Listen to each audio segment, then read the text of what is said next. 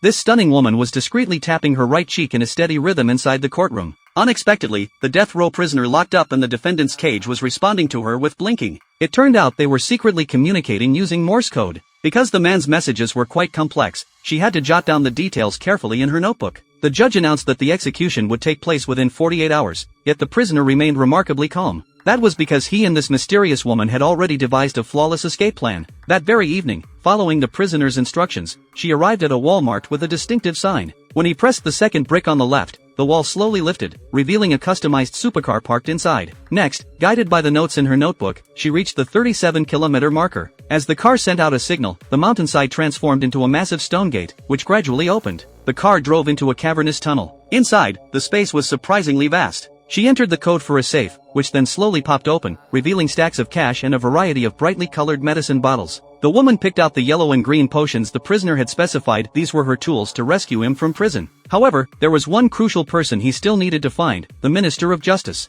This official abused his power for corruption and was also a notorious lecher. He had long desired the beautiful woman and tried to take advantage of her. When the beauty showed up at his door, he was overjoyed and quickly shut the door behind her, already scheming. But she made him swear his devotion first. The minister swore on the spot that he would go through fire and brimstone for her. The woman smiled gently and then picked up a newspaper from the table. Seeing the news about the prisoner facing the guillotine, she said she was very curious about him and wanted to meet before his death. The minister flatly refused, saying that was impossible since he was a condemned man. The woman then switched tactics and flirted with him, teasing his nose. He immediately agreed, but only on the condition he could accompany her. The woman grinned mischievously. This was exactly what she had planned all along. The two of them then went to the prison. The minister found a flimsy excuse to request an interrogation of the male prisoner. They entered the interrogation room together. After 20 minutes, the minister came out looking disappointed. He said the prisoner was like a statue, completely unresponsive. The warden added that ever since the man arrived at the prison, he had remained expressionless and silent. The next day was the day of the execution. The guards cut off the prisoner's collar and escorted him to the guillotine.